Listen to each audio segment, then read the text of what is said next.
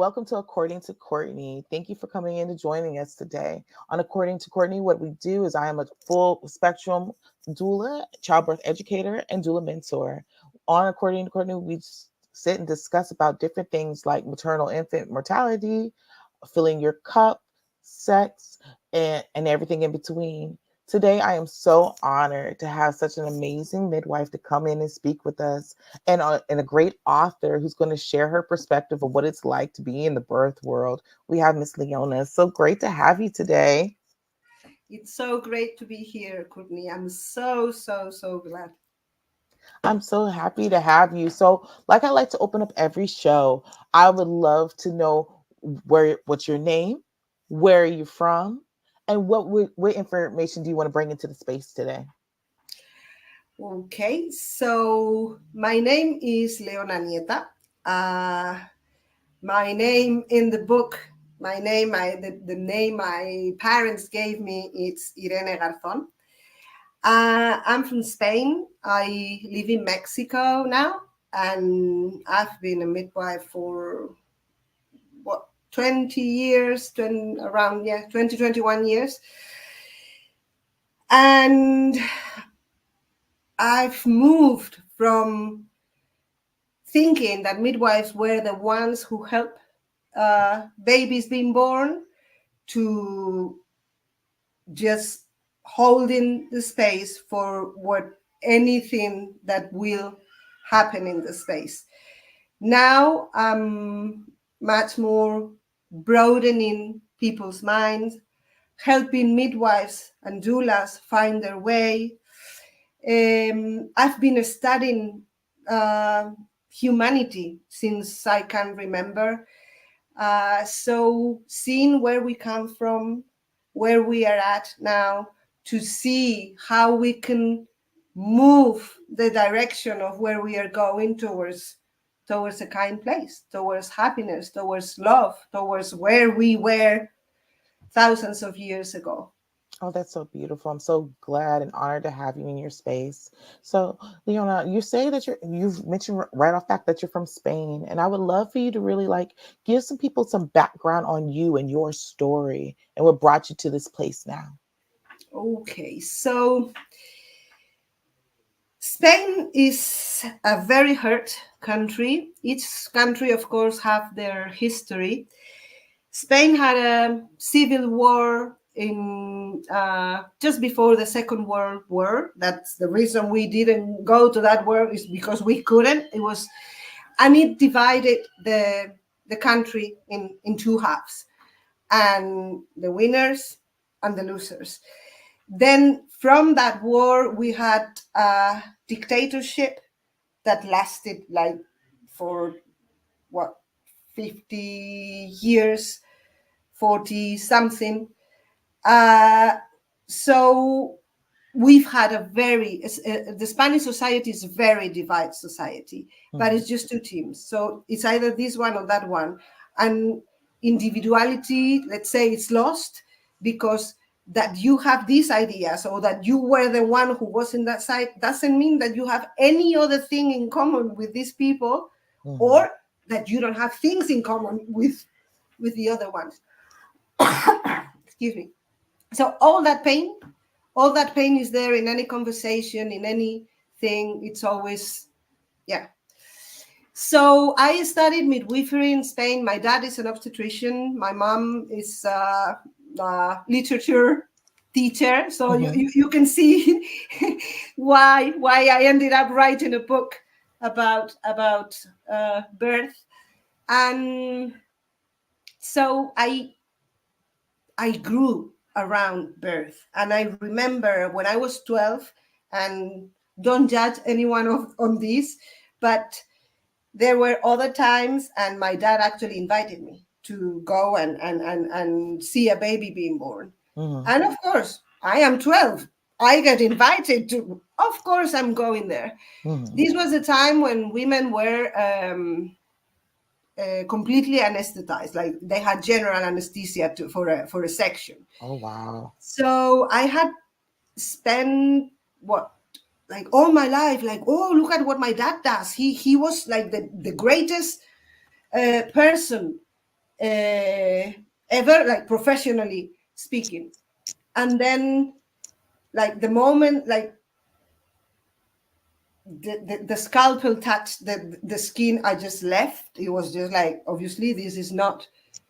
If somebody invites you to see a birth, this is not this is not what you expect at Right. all.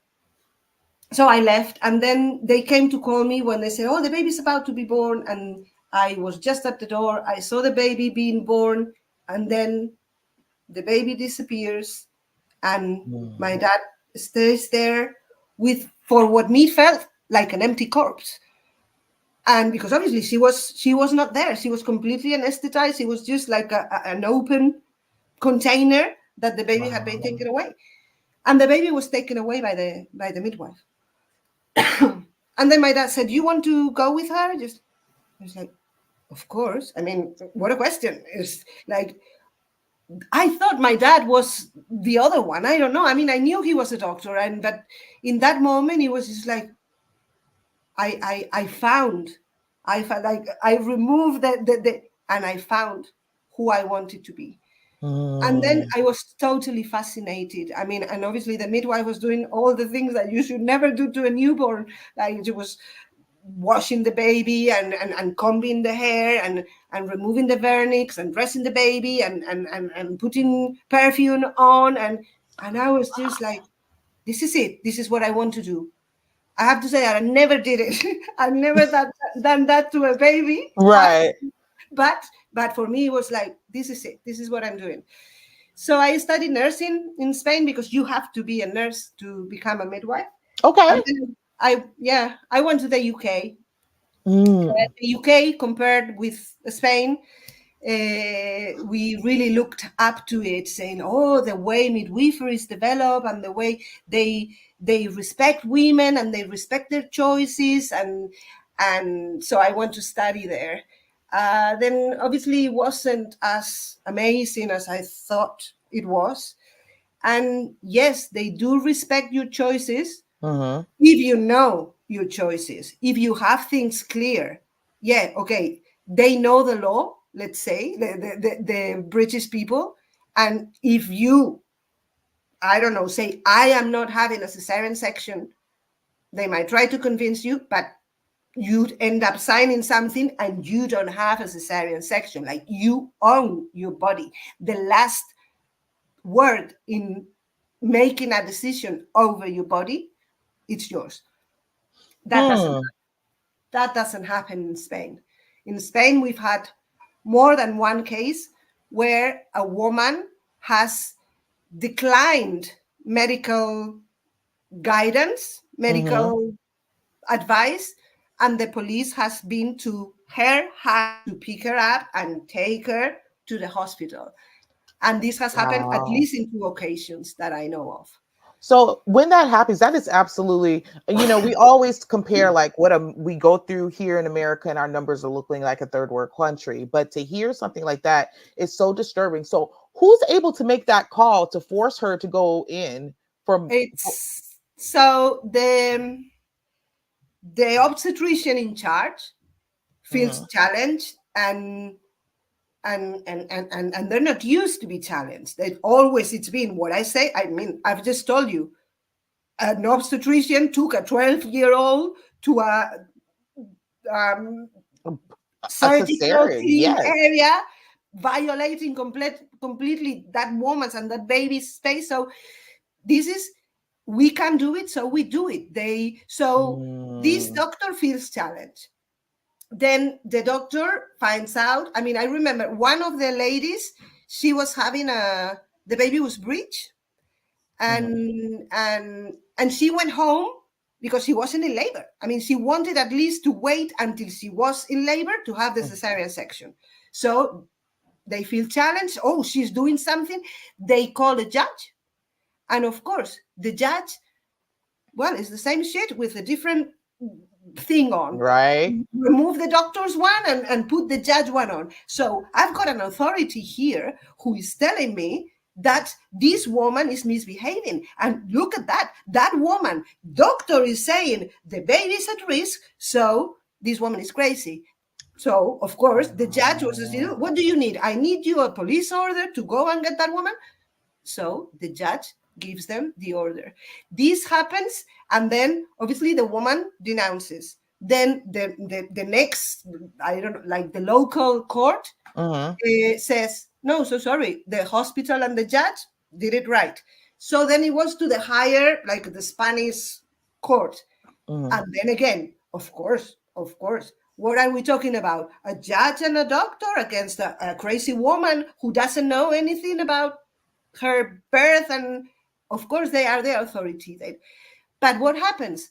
After going to the highest Spanish one, they go to I don't know, the United Nations. Mhm. And what does the United Nations says?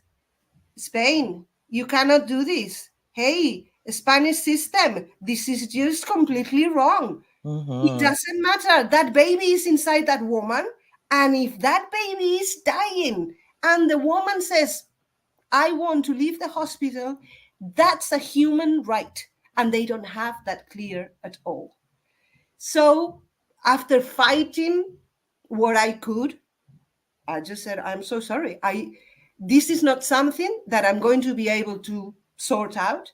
And Mhm. I'm just going to get the hurt that these people have. So Mhm. I left the system. I left everything. I I unregistered.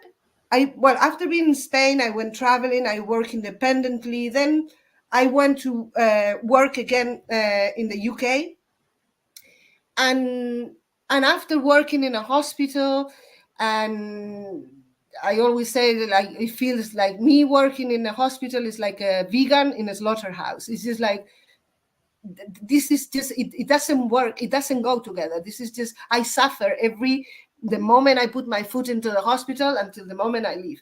So then I found a job in a university, and I said, that's it. Of course, maybe a hospital, yeah, but if I get to teach the next generation of midwives, I know, I like, I can see, Mhm. so I can help them see.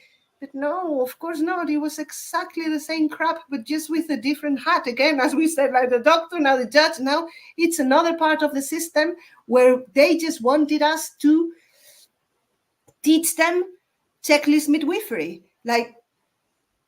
When they, when that woman leaves their care, like Mhm. they sell it to you like they're safe. No, they're safe. No, we are safe. Like if she comes back with, I don't know, death or an illness, that you have done all the checks. So that's what we've done. Whether she's going to have postnatal depression, whether she's going to love that baby, whether we just fucked up the moment where they meet, and that bonding, and that has nothing to do with checklist midwifery. The only thing Mhm. important is for the employer. It's, I want you to keep me and my business safe. So I said, that's it. I had enough. I don't want the system. I don't want to be part of this. I had a friend who, she's a midwife too. She helped a woman during her birth, because during COVID, like, home births were banned in the UK. And then she said, I'm actually going to have the baby at home. And can you please accompany me? And she did, as a friend, and the baby had a problem. And then she helped the baby. And then she had just like the whole midwifery system on her. On her, Mhm. she's a woman of color. And she says, like, white midwife, this doesn't happen to white midwives. But what I'm trying to say is, like, she is a very good friend of mine. What was happening to her was so unfair and so shit that I said, that's it. I just unregistered, dropped my registration after 20 years of being a registered midwife, and said, like, the system is not my way anymore. That's not the way I want to go. So I opened up a midwifery school, but the word midwife is so corrupted now, because now midwife is that person who has a paper, and that paper just means careful with me, because I've been there. I've been in the universities. I've been in two universities of one of the countries where midwifery is supposed to be best. Well, I'm telling you, the only way, it's out of the system. That's the only way. And I know that this is like for many people, whoo, this is so Mm-hmm. new. It's the only way. We are powerful women when they give birth, and well, you're a doula, and you know there's nothing greater. It's it's sacred what you are witnessing, and it was Mm-hmm. so powerful and so big that they tried to remove it from us, and that's what happens in the system. And the thing is, you go so happy to the system, you don't mind because I don't know. You're going to buy a house, then you find an architect. You go on holiday, you find a travel agency. You're pregnant. I don't know. You go to the hospital. You go to the and you trust, like you trust Mm-hmm. the architect or you trust the travel agent to do their job in your best interest. And then there you go. The moment you sign in, boom, boom, boom, one after another until they completely remove the experience from you. It's so And then you shocking go, to hear this it's from you because I've had lots of different, a couple of different midwives here from different ways of taking their midwifery journey. And it's interesting to say about how the system itself, over and over again, people who've been in the hospital situation have all kind of said the same thing of like how midwifery, how itself, and how you want to care for clients and patients, you can't. It's like the piece of what makes a midwife different from an OB, it's really that one-on-one care piece. And that's why many of us go into that journey of, okay, I can go into the hospital, I can go give this care. And even being from America and over here, we all talk about and dream about the perfect midwifery experience is over in the UK, where we're seen as equals, we're able to do this work and do it purposefully. But to hear from someone who's been in the system for 20 years and how traumatic was that? So let me ask you to go back into that. When you came into it with your training, was it like that? Was your training just like check boxes, or did you feel like there was still that hope a part of it? And do you think that has changed now that it's become more of a checkbox? no, no, Okay. no. It was exactly the same. Obviously, it is me who has changed. It is me who has grown, Mm-hmm. and you're able to see. Obviously, compared to what I knew and what I had seen as a nurse in Spain, then yeah, there was a difference, and there was um, a caring aspect, a Mm-hmm. human aspect to it. Like midwives are amazing. Okay, I'm not saying that no, it's the system. And if Mm-hmm. you ask any midwife who has the paper, where did she dream herself to be when she first made the decision? I'm going to become a midwife. What did she see herself doing? It was definitely not what she's doing. And Mm-hmm. that's it. And they say, okay, but this is it. And now, I mean, I've got a loan to pay. That it's just the moment, like that woman who is pregnant and gets into the system, it's exactly the same conveyor belt that the midwife gets in. And then what happens? I've got my loan. It has taken me forever to get this paper that says I'm a midwife. I have suffered so much. I've witnessed so much violence and so much abuse. And then what happens? That I can see that there are other midwives, other carers, other women who actually didn't get in the conveyor belt, and they are doing the job that I dreamt of doing. They are Mm-hmm. actually doing going to women's houses and I don't know, having a drink with them while the other children play, and she comes with her own children, and she comes to a birth and she can't leave the child with somebody, and she comes with her. And this is okay because it's Mm-hmm. a human relationship. It's one human, the other human, the circumstances around each those two people, those two families, and and it's a huge difference. So after you've spent all that money, all that time, all that effort, all that abuse, it doesn't stop. It doesn't stop because you're not happy, because the job that you have is you keep abusing others, and you were not there to abuse others, but you have to become strong. And how do you become strong against abuse? You can carry on being the victim, or you can go a little bit up the ladder and Mm-hmm. take the other role. And that's not on the midwife. That's again on the system. When you are abused and you cannot stop being abused, for you not to abuse others, it takes a lot of work and a lot of eye opening. So it is very complicated. And that's why we are, I don't know how to say it, revolting. This is the revolution. We are stepping out of the system. More and more and more women are starting to train as, you put a name, it doesn't matter. Mm-hmm. Birth workers, doulas, healers, uh, midwives, you put the name, medicine women. Yeah, because, okay, I now understand. I can heal. I Mm-hmm. know I've got this power. I don't need somebody with a tie and a coat to tell me, yes, you are valid to do this.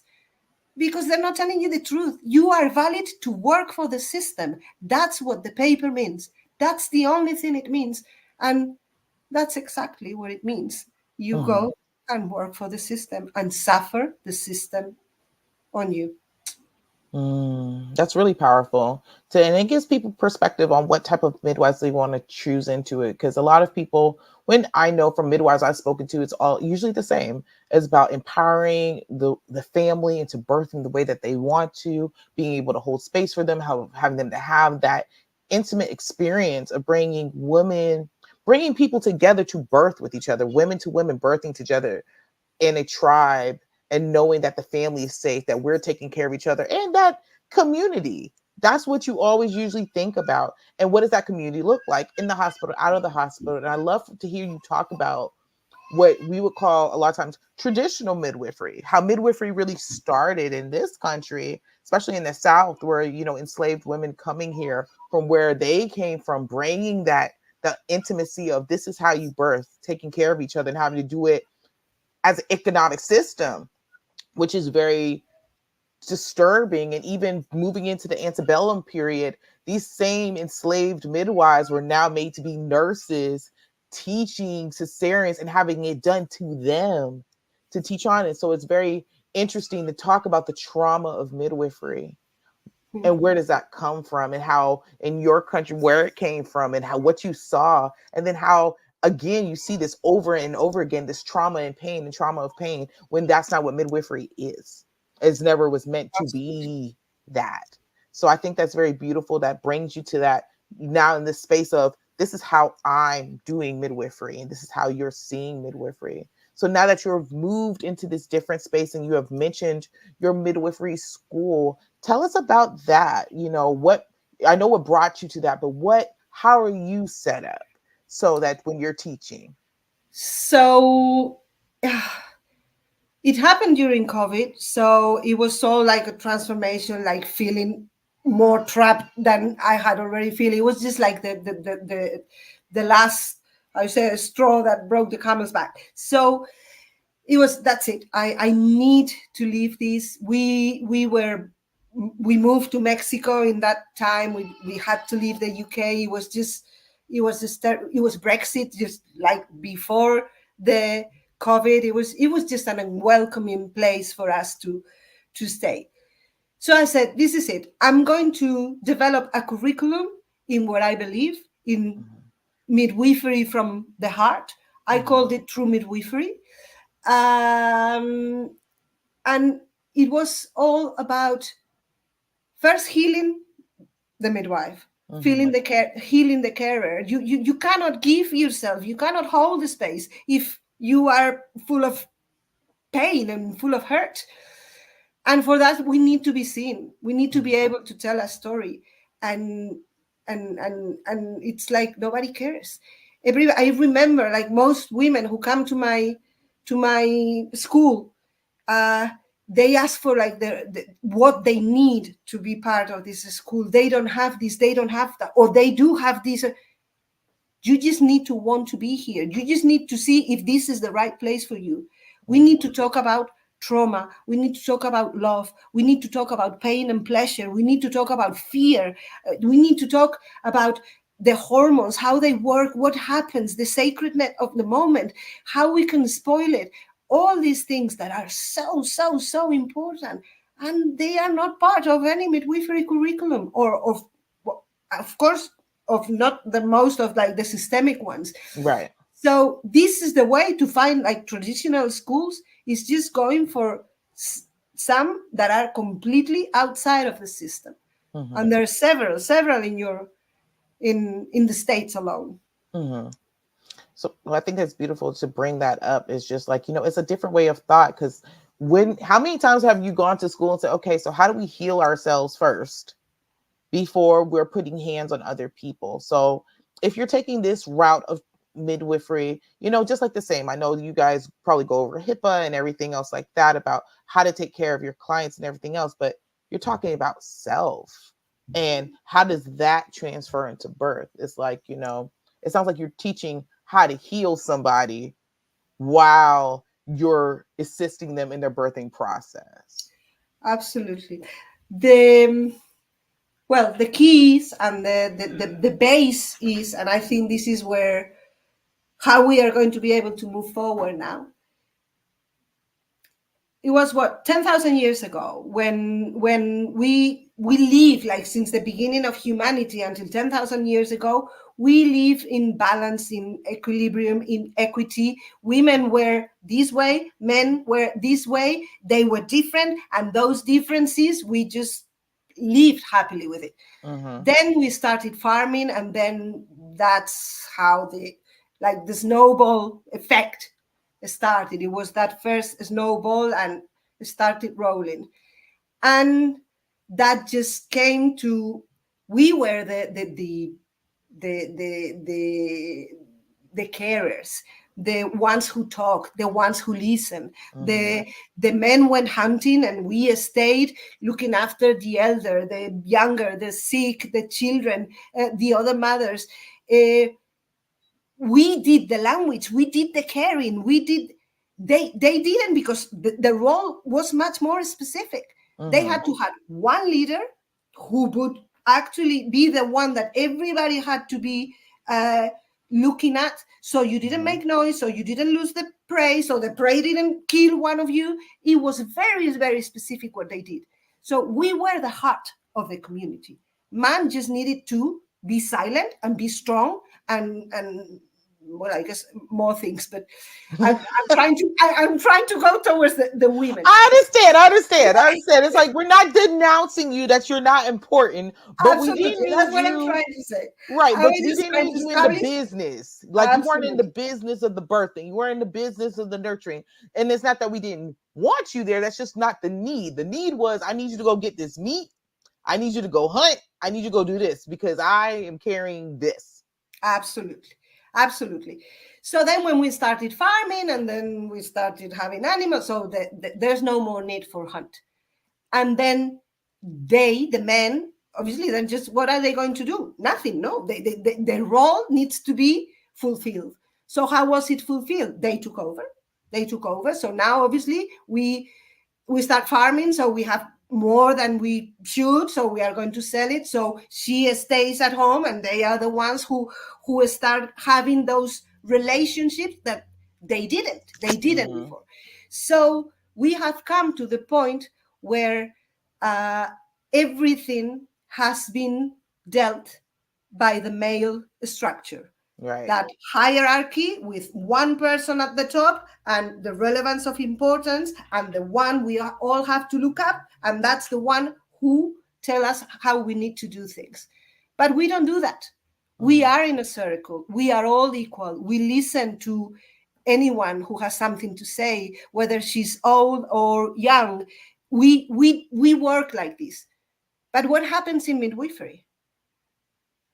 The structure is exactly the same than the rest Mm-hmm. of the areas, but it's all women, or 99.9% women. Right. Women for women at the same time.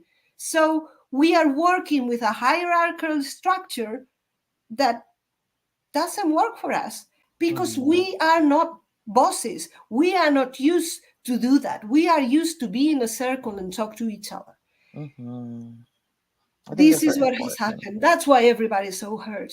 And you cannot, in this structure, it's like, okay, we are actually hunting and we don't hunt. So Mm-hmm. we are like, no, but that one is not there. I can see her. I can see, I don't know her. But the other one is making noise. And that's what we're doing. It's like, because we don't hunt. We don't stay down and wait for somebody to tell us what to do.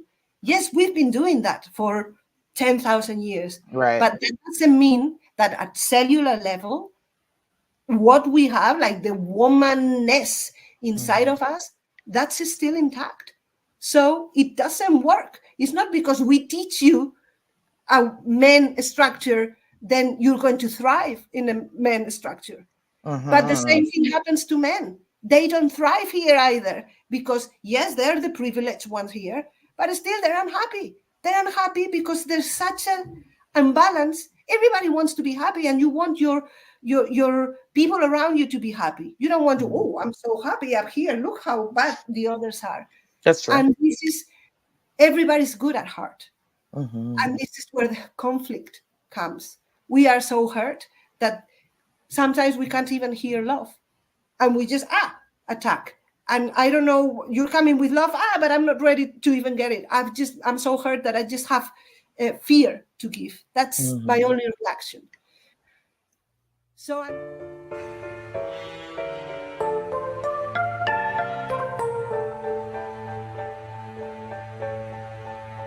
No matter what you think about me, you can't stop me. I work harder, it's my life. Oh yeah, I'm on a job, I'm out here grinding. You can't stop me. I work harder, it's my life. Oh yeah, oh yeah, oh yeah, oh yeah. I see them haters on my back, but I'm staying right on track. Could care less what you feel, what you might do. See my blessings day by day, secret sources that I pray. In the image of the greatest, God will show you. You should stop, you should quit. Don't have money to do it. That's what people always say to me. I pray for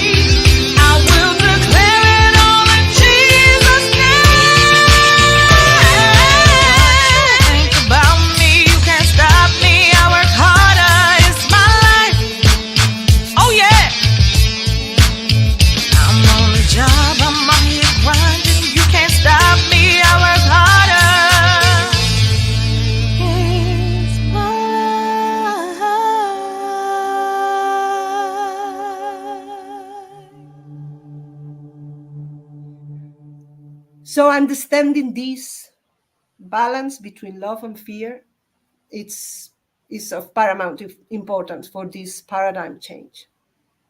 I completely agree with you. See it a lot in like in the system when you're dealing with birth, and just as a space of a doula and you're dealing with your client, it's always that love and fear, that love of excitement of having your baby, but the fear of the system, fear of what's going to happen, the fear of that, and how fear can take over. And I think that's a very good segue to your book, which is I started reading, and it is definitely amazing about those spaces of what fear really does in the system when it comes to birth. And I would love for us to go in and like tell us about the title of your book and why you chose to write it.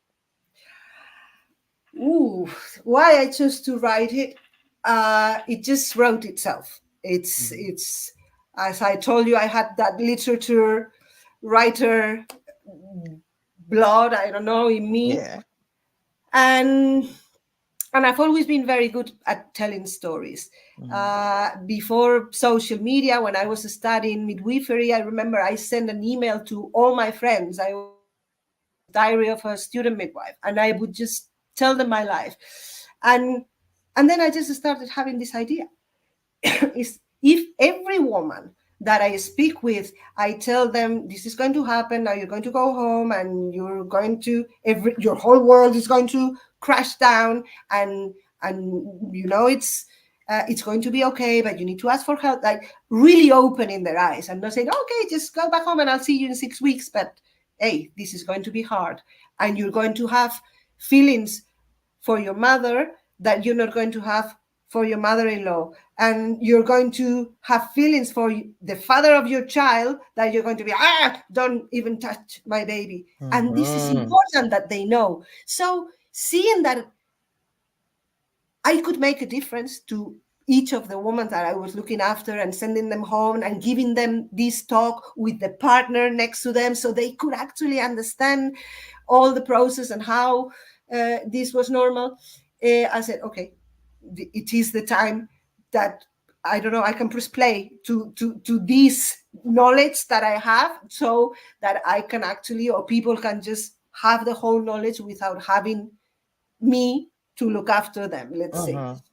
So I just started writing the central story of the book, that it's in a busy labor ward in Spanish hospital, and then the rest of the stories started appearing. So my main idea was to show, like, if you are actually inside a hospital with all the, I don't know, power battles between Mhm. the staff and the doctors and the midwives and the nurses and the women and the families who came there, the different scenarios when I don't know, citing an epidural, why is it good, why is it not, how the person can be abusive and the woman just shuts down because he makes her little. And then, I don't know, it all of a sudden I said, no, I have to, on top of that, go individually to these pregnant women. So Mhm. there are like 7, 8 pregnant women who start to find out that they're pregnant at the same time, each one of them with a different story. So there is like two childhood best friends who are pregnant at the same time, and they are married to siblings, so a brother and a sister. Mhm. Uh, so obviously, one of them is a couple of lesbians, and the other one is a straight couple. The different perspectives of how they see birth, how, I don't know, one couple is more open, the other is more closed, because obviously they're family and they're going to have conversations in the Mhm. book that you are going to see the different parts. So then there is like a heavy smoker and how she's pregnant, and how do I do this? Anyone who is suffering with addiction, and you Mhm. know how huge the system comes to tell you you're a bad mother and you're horrible and look what you're doing. There is a teenager, there is an escort, there is a woman who has had a previous very, very painful obstetric history. There is a woman who chooses to give birth on her own terms with no man, and so it is just each one of these women that go to this hospital. There is this doctor who runs the clinic, who is a misogynistic, sexist, racist. I mean, he has it all. And then you have these women going to his clinic, the one who's lost the baby, the one who, the lesbians, the one who, to to show the world, to say, hey, I mean, the book is beautiful. You don't need to to what? I mean, uh, a friend that I've got that is gay said it's the I don't want children, I don't like children, and it's the best book I've read. I mean, it's really interesting. You start and you don't stop because the stories are really, really catching. And that was the idea, because Mhm. I want you to enjoy. I don't want you to put it down until you've listened to everything I had to tell you. Right. It definitely is very, it catches your attention. And I was reading it over the last couple of days. And what I love about it is the humanity of how real it is, because you are getting all the perspectives and how different perspectives really transfer to the birthers. In the beginning, they had a client who is a heavier set woman giving birth, and that they're going to give her, they're taking bets that she's going to need a C-section. She's just there to be induced, and it's her first baby. And just the difference of what it sets up from the back end of before you were even talking to her, she's the worst person ever. She doesn't know anything. It's okay. She's overweight. She's fat. She's going to be a C-section. She's a waste of time. And then setting that in from a change of shift. And that you see that all the time in real life when you're in a birth, you can tell, do a report, what was said about you. And so how they show up, and how her asking questions and being fearful, and how the midwife's like, I'm going to have the doctor come in here, and just not having any care with even, doing a check on her body, to a person who was foreign, that they're calling her Chinese, but she only speaks Spanish, and that it's okay to violate her rights. Like, they wouldn't get her an interpreter or give her an epidural, but it's okay to give her a C-section, because we could always say that it's an emergency, and having students there, and that is what is being taught, because that's real life. But I've seen it all, Courtney. I've seen it all, and and you've asked me, and people ask me, are these real stories? And is, of course. I mean, I haven't written them from a real person, right. but they are. They are. Of course, they are. Every time I've been promoting the book and just having a read, I've met all the characters of my book. They've come to me. I'm Elena. I'm Sarah. This happened to me. Except, no, it happened worse, because obviously reality is worse than fiction. And I write a story, and I try to put all the versions, and I try to put the horrible person, give her some kindness, Yeah. because we are not all horrible, and we are all not all kind. We have our yin and yang, and for example, one of the things that I found that it was really important, there is one midwife that is like that midwife that you just don't want to touch, even with the stick. Yes. But she is the midwife I've chosen to care for the couple who has to give birth a dead baby. And she does it impeccably. And you can hear her thoughts and saying, like, oh shit, she's going to give birth on me. Well, because that happens to nobody wants to birth a dead baby if you can accompany a live baby being born. And no, I don't want to say nobody wants. Yes, I do want, and I know that I'm in there. But that thought that, okay, this wasn't for me. My shift finishes, and this woman is not going to give birth, or yeah, it is going to happen before I go. Those internal thoughts of, yeah, I've got this trauma, I've got this pain, but look, in this part, I've healed, and I Yes. know perfectly where is my place here. I have no idea where my place is with women who are having a live baby, because I've been trained to abuse them. But Mhm. okay, now we're talking about death. It's much easier to crack you open with death and pain than to crack you open with routinary joy. So it's how do I say? Um, Even, I mean, like, there is a story of a baby that is given for adoption, and the mother is has been consuming cocaine like whole pregnancy, and the judgment on that mother, and all that it is. But then you listen to that mother too, because that mother has a life, that mother has friends, that mother had, I don't know, a whole tremendous hole to get pregnant and keep doing that and keep drink. So it is so important to see from others' perspectives. I think that's like my favorite thing about the book is that it gives you humanity of what it is, because everybody, there's all, we hear all different type of tragic birth stories, amazing birth stories, everything, but we forget that everyone is human. Everybody Absolutely. has a place to play in it. And I think that's very important that you did bring up that midwife, because I know exactly which one you're talking about. I'm like, oh, she is so ugly acting. She's so jaded. She's so, and how I read it, it's like, wow, the system really broke you.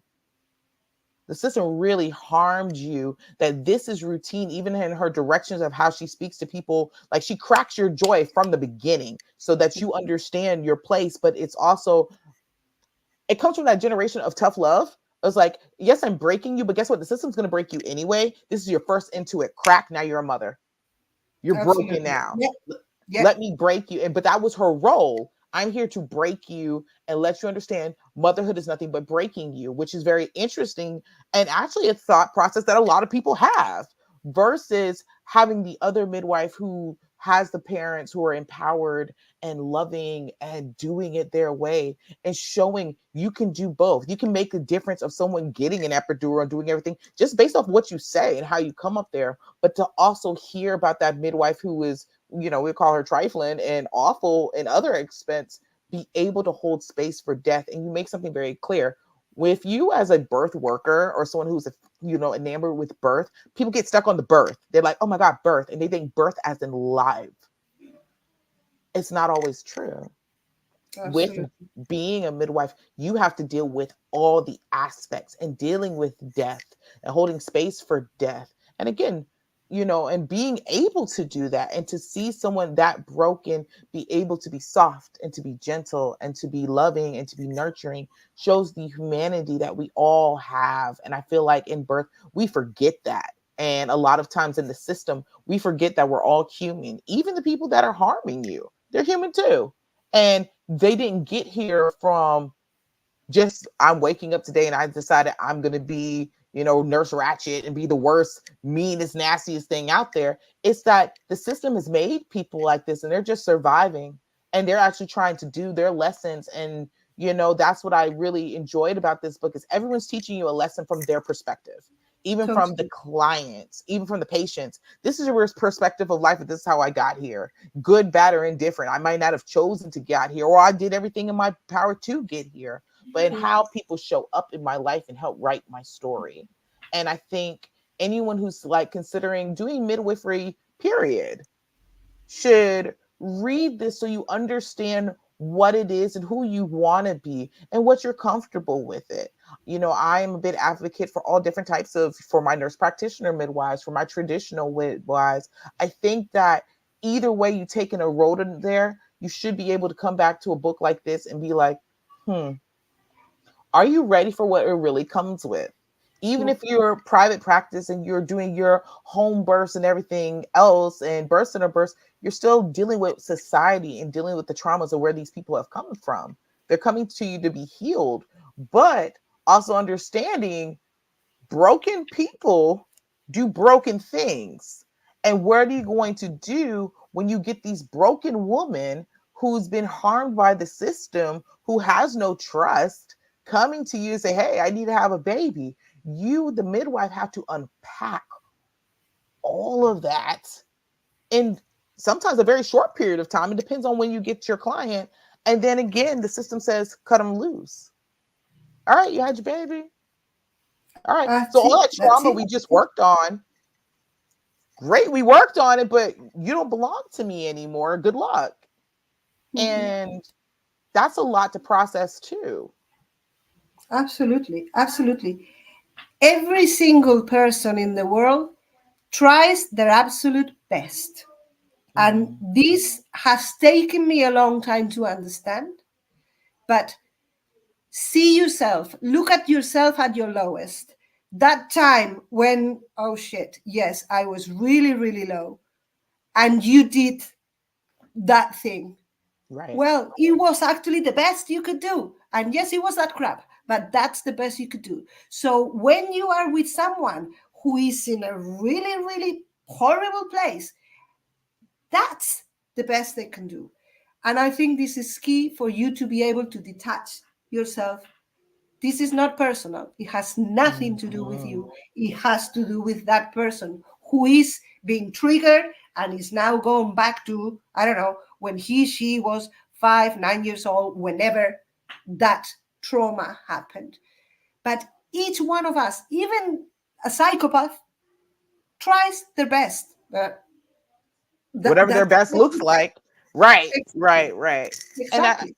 and I think that's really important. And I love that you brought that into the space. That I think we all, for humanity purposes, even for if you are not a birth worker, but you're someone who's planning to give birth, to keep that in the back of your mind is that your birth is very personal. This is your personal experience, but you also have to take out to the fact that people around you are having their lived experience. And when you're reading this book and then you're in those situations, it kind of reminds you, I know as a doula, that's what we're taught to do. Click out of it. This is, you have to make the person see their humanity and remind them it's not about you right now. I understand you're in your life. I can see that you're triggered right now. I can see, especially, you get doctors who feel like the God complex is coming. And who are you as a birth worker or as an advocate, as a parent, as a mother giving birth to challenge me? And having that reminder of, hey, how are you? I understand you're feeling triggered right now. You feel like I'm trying to make you less than. I'm not. I'm trying to understand. Let's have humanity with each other. And Absolutely.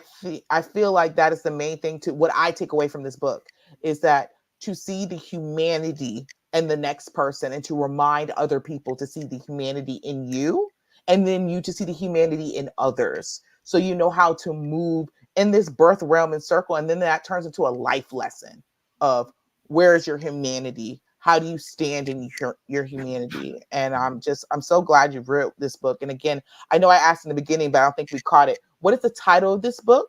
How do people get your book? And how do people be able to reach out to you for your midwifery school? Okay. So let's wait a moment. I need to plug in my computer. No I'll problem. just one second. No problem.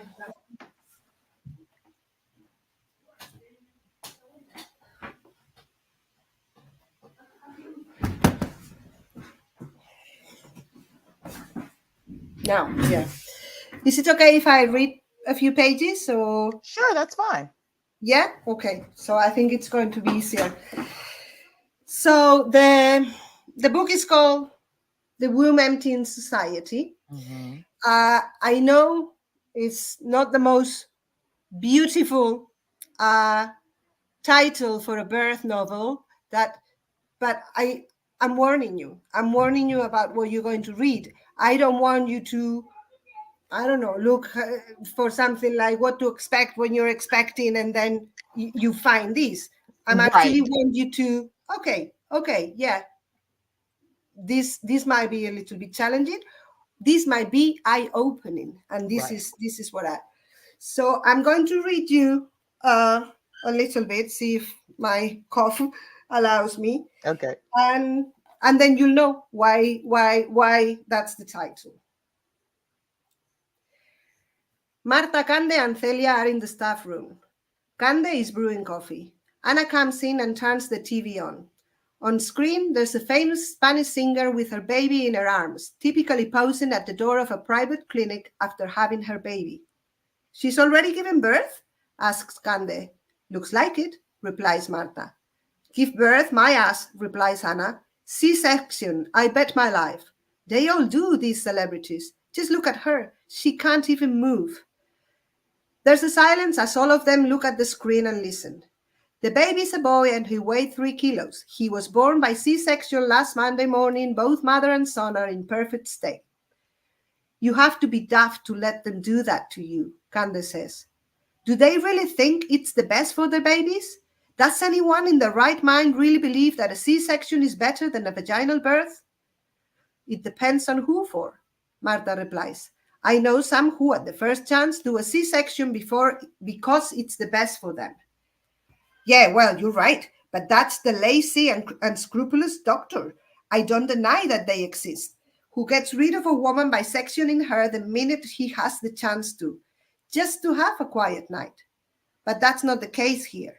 The obstetricians of the celebrities don't do it in order not to be woken up at 3 a.m. They do it for other reasons, which are also very clear to me. What I don't get is what makes a woman believe that a C-section is better than a vaginal birth. To her, who is suffering it on her own flesh, how do they sell it to her that a cat in her belly is better than what nature intended? Are they all stupid?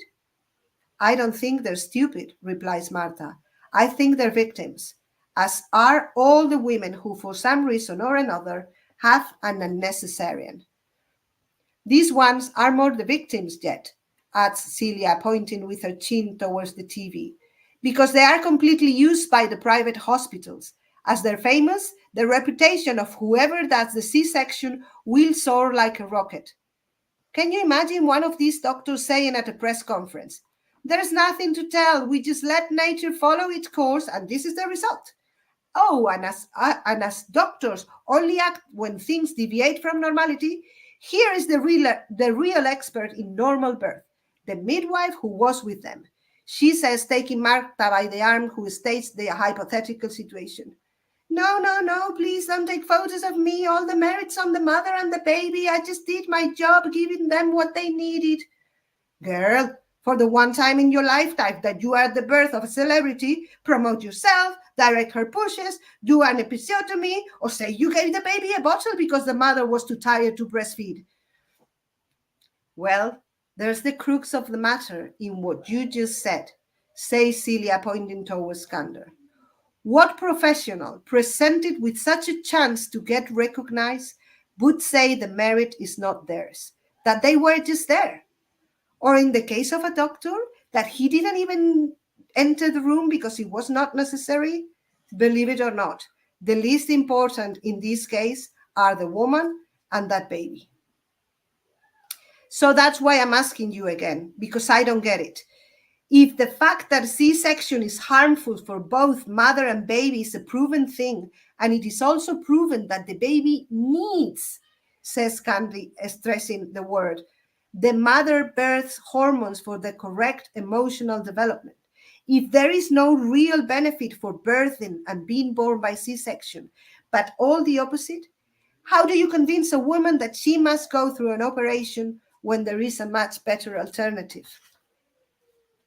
By turning things over, by lying to her. You sell her birth as something bad, full of possible things that can go wrong, dirty, for poor people. Your baby coming out of your vagina is for riffraff. You tell her that a C-section is much better, that she can choose the date, that she won't have to wait until the 40th week, that this way her skin won't stretch anymore in the last weeks. What nonsense! That you won't go through labor pains, she keeps on enumerating. No, you just go through a much more painful recovery period for weeks when you won't be able to hold your baby or laugh, adds Candy. Hey, I'm already counting the things that they say to convince them. I don't agree with them, Anna complains, and she goes on with her sequence. Seeing it that way, and they believe all that, Candy inquires. Well, see, there's your answer. They all end up with a C-section. The princess, the singer, the model, the football player's wife.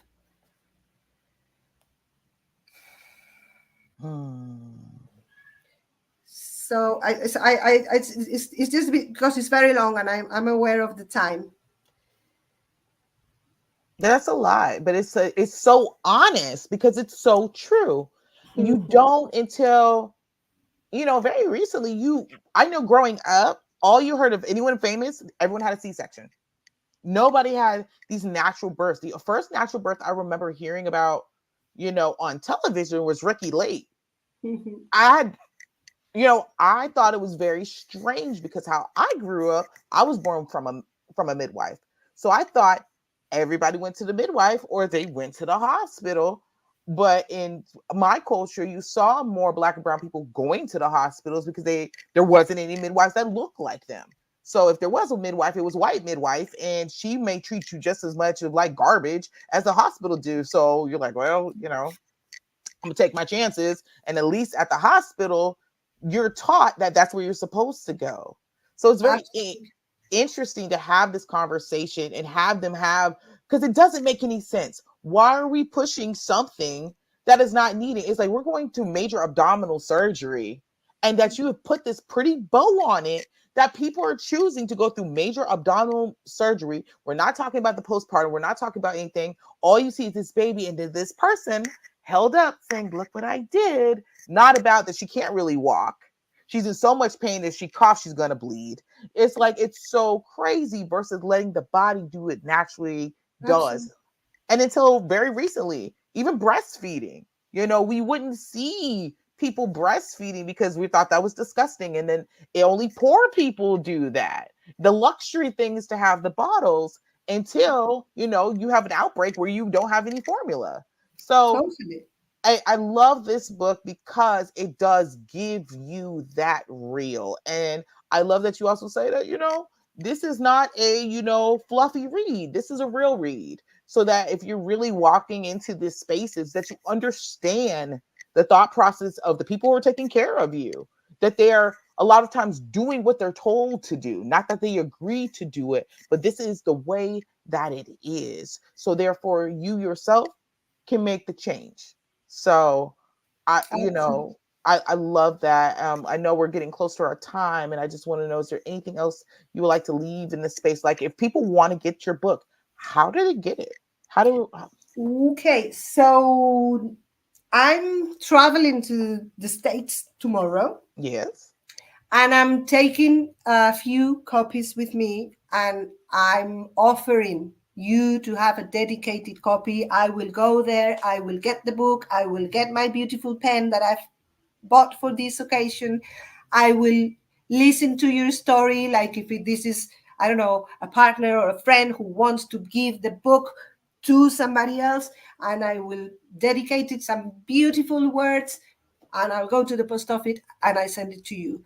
So of course this is just a few copies because I've already, most of them have been booked already. Great. But I still have a few. So if somebody would like the dedicated copy, just find me. I'm truemidwifery.co.uk.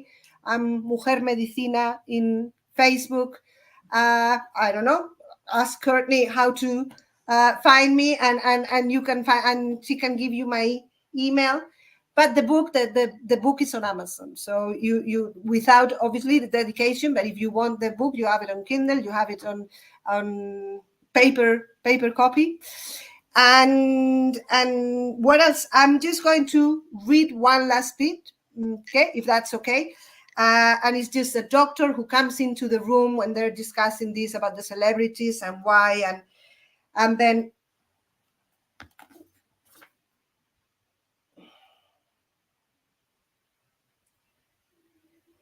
so one asks, so why don't they get more information? Why don't women find out more? Because many of them have studied. They're people who can find that information. And he says, right, but I can't think of anyone more vulnerable than they are. If they sell you the best professionals in the country, it's normal to have blind confidence in them. If they tell you that the best for you is a C-section because you can fit it in your husband's agenda for your convenience, because your pregnancy will be shorter, because, well, it's the same. You know as well as I do what the things that they tell them to sell them the C-section. They will be convinced that they will be better treated than anybody else just for being who they are. The worst thing is that that's just the tip of the iceberg. Celia laments. What do you mean? Asks Cande. I mean, if they do elective C-sections to celebrities, the rich will also come asking for them. And then the rest of society will demand C-sections too, and will claim them as an option, not just as an emergency solution. And this lousy patriarchal society we have, instead of advancing towards equality, will go farther and farther away from it. And women will get C-sections they think they have freely chosen. But the thing is, if you don't know your options, you don't have any. I Mm. read a quote from Gloria Lemay, a Canadian midwife, not long ago, which said that roses open each one at its own time, and nobody would think of forcing a bud open because we all know we'd destroy it. However, that's what we do into babies because we think we're gods, because we don't know that birthing that way, forcing births that way, will have dire consequences in their future life. And when we all know about those consequences, there will have passed decades in which babies will have been extracted from their mothers, who will have been deprived of one of the most joyful moments in their lives. And this is such an aberration and will have such an impact in the future that we will come to be remembered in posterity as the society that emptied wombs, the Mm. society that forced their most precious buds open. Wow. Thank you. That's so true. And we are seeing it time and time again, here in the States, you have Black and brown women dying 4 to 5 times the rate of their white counterparts. And it's that forcing, we're going to force you to do. Is what we say, not what's best for you, not what's best for the baby, is what the patriarchal society of, obstetrician says. This is what you're going to do. And having And to we've been fall. silent so much, and Mhm. you have been silent more than me in our skin color, but we all have been silent. And the reason why more black and brown women die is because you've been silent so much that when it hurts and when you're dying, you can't even say. You're scared to say because they're not going to listen. That's it. You're moaning. I remember working, and I know what they say about black women, what they say about Chinese women, what Arab women. It doesn't matter. It doesn't matter. It doesn't matter. Mhm. It's something that is not true. It's something to keep you down again, to keep you quiet, to keep you where I want you. And that's the reason why you die more, because you have been quieted more than we have. And Mhm. it's so, so, so wrong that we must stop this now. And there is a way. There is a way. Come and find me. Come and find me. I know the way. Come Mhm. and find me. So I'm so glad that we are able to have you here and you to help share space with us, share your knowledge and your wisdom with us and your perspective with us, and to really give an eye-opening, account of what really is, and then taking this time to write this book and to give that perspective that's really needed, that people really know what is out here. And then the most important part is that you don't have to do it that way. There is other options. There is that community, that real genuine love still exists in the birthing process, Mhm. and it's just about how to find it. I'm going to tell you just one last thing because yesterday I just had the most beautiful, beautiful story. Every time, like my next true midwifery course starts next April. Mhm. So now it's the early bird session until the end of the year. So if that would be the time to come and talk to me if you say like, oh, I want to do that, I want to study what this woman is talking about. Yeah, come and talk to me. So I had an interview with a woman who wants to start the course, and she has been the first one in the three and a half years that I've been running this school that she has put herself first. And when I ask her, why do you want to do this course? Is because I want to be a mother, because I'm going to get pregnant soon and I need to know all this. I'm doing this for myself. And then she said, and then I will look after others. But she's been the first. We are so full of love that our thing is to give. And why do I want to do this? Because I want to help women, because I want to Mhm. heal the world, because I want to help the babies, and because she was the first who says, because I'm doing this for me. I And love I that. just made me feel so, so good. I actually told her, it's like, thank you, thank you, thank you for telling me this, because that's it. We have to put ourselves first. You are the most important person in the world. Each one of us, you are the most important person in the world. It's not your child, it's not your baby, it is you. I've got three daughters, and I'm learning so much because the gap between the older two and this one is quite big. And we learn from example. It doesn't Mhm. matter how much I tell my daughters, you put yourself first, you put yourself first, you put yourself first. When we come from outside and it's really hot, and one of them goes to the toilet and the other one goes and takes off her shoes, and I'm pouring myself a glass of water, and the moment I'm going to drink it, both of them want to have my glass of water. I'm so sorry. I'm drinking the water. You chose the toilet. You chose taking off your shoes. I chose the water, and I am choosing me. You can wait and until after me. You can pour yourself your own glass of water. This is super important. And uh, um, this lesson has been taught to me by my youngest, because I was Mm. talking about the other two. So I just want to bring her in here. Always, always put yourself first. I love that. And I feel like that's the best way to really, close out for today is to remember to put yourself first. Drink your glass of water first, and then allow them to pour their own. So I love you guys. Thank you so much for coming and sharing your wisdom with us. And to my viewers, thank you for coming to According to Courtney. Love yourself. Pour into yourself. You are important. You are needed. And thank you for being a part of our journey. Thank you so much. I'm so glad to have you. Thank you so much, Courtney. Thank you. Thank you. I'm full of love. This has been a beautiful, beautiful time. Thank you.